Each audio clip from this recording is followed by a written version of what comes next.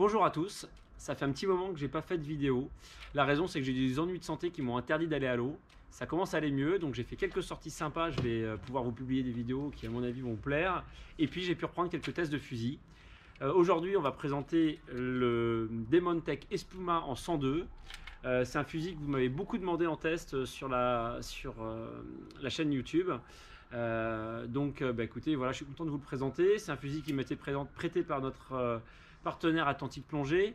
À ce sujet, il y a une vidéo très sympa qui a été réalisée par MAM sur le magasin Atlantique Plongée. Donc à la fin de la vidéo, je vous mettrai le lien de manière à ce que vous puissiez la consulter. Et puis, ma foi, vous connaissez la suite. On va tester le fusil dans l'eau. Avant, je vais vous le présenter en détail. Et puis derrière, on débrief et on conclut sur ce très joli fusil. A tout de suite. Voilà, c'est parti pour la présentation de ce magnifique Demontech Espuma 102. Alors, je vais commencer par la crosse.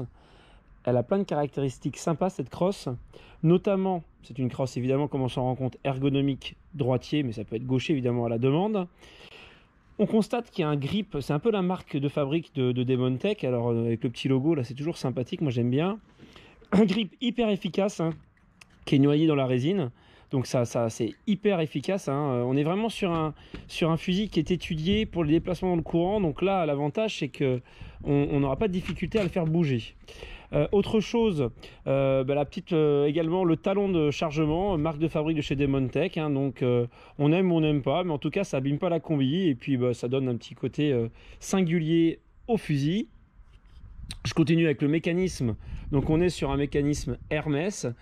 Pour ceux qui ne connaissent pas, je vous invite à aller vous renseigner. Je ne vais pas faire l'apologie des mécanismes Hermès, mais je crois que la qualité et la fiabilité n'est plus approuvée. Donc on a évidemment un largue-fil qui est hyper bien dimensionné, qui tient super bien, un mécanisme super agréable, avec une gâchette détente courte et puis une gâchette un petit peu stylisée pour Demontech. Ça va bien avec le fusil. Le pontet minimaliste, tout ça c'est une question de gain de poids et puis de simplification du fusil. J'aime beaucoup aussi. Alors je continue. Alors là il est équipé avec le moulinet. C'est donc Atlantique Plongée qui équipe avec ce moulinet. Ça va très très bien. Enfin en tout cas ce moulinet il va très très bien avec le fusil. On est sur un moulinet Crécy de bonne facture. Je n'ai pas en parler parce que c'est pas propre à la fabrication Demontech. Donc je vais continuer avec le fût du fusil. On est sur un fût monobloc en bois. De toute façon, on est sur un fusil monobloc bois. Avec une caractéristique que je trouve très jolie parce que ça amène de la finition sur le fusil, c'est cet insert en carbone qui est en dessous du fusil. Est-ce que ça a un rôle et une vraie efficacité sur la rigidité? Je ne saurais pas vous le dire. En tout cas, je trouve ça très joli et ça amène une finition supplémentaire.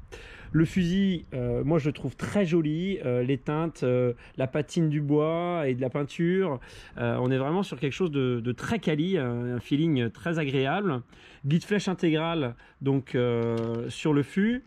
On a une tête, vous voyez la tête c'est pas une tête, c'est la continuité du fût, on va en parler tout de suite. Donc comme je vous le disais, la tête hyper minimaliste, vous voyez, on a de quoi passer un sando de 16 ou de 17, c'est la préco de Demontech, c'est 17. Là il est équipé avec un sando de 16, je pense que c'est pas une mauvaise option. Mais ici on voit la tête ultra minimaliste avec les passe-fils vraiment basiques, mais ça évite d'alourdir la tête et c'est très efficace. On a une tête très très très très fine, donc évidemment ça présage une maniabilité du fusil excellente dans le courant. Et je termine avec l'accastillage du fusil, donc une flèche là qui est montée par Atlantique Plongée. On est sur une flèche Salvimar en 6,25 mm.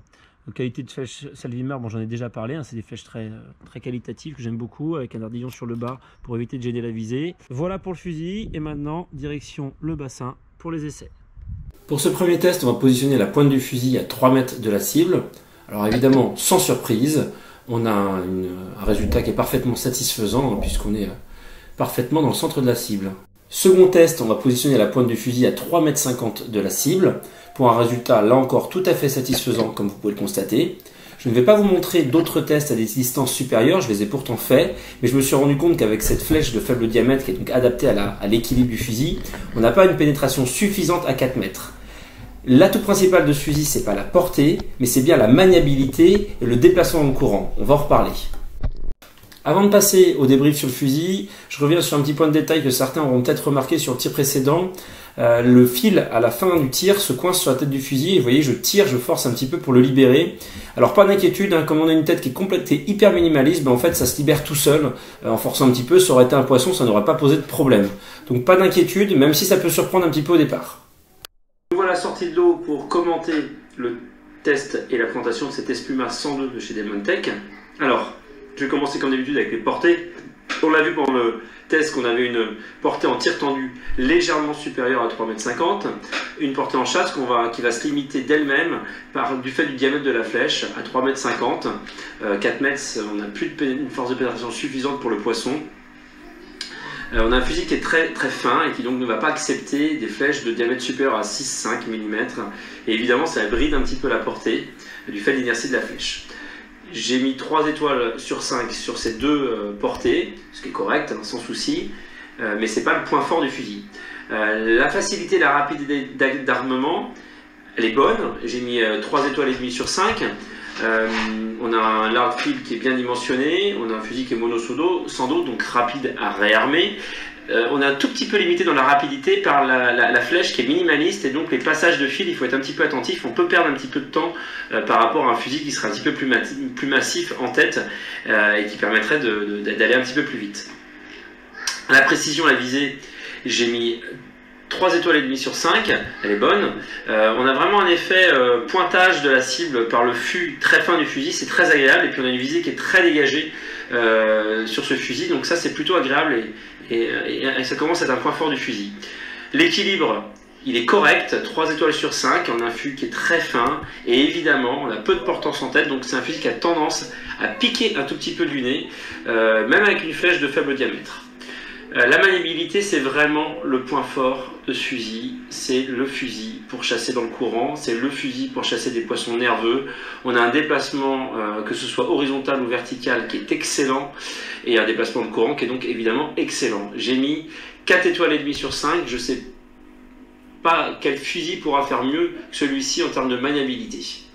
Le look, moi j'ai adoré. Alors là, c'est plus une question de goût et de couleur.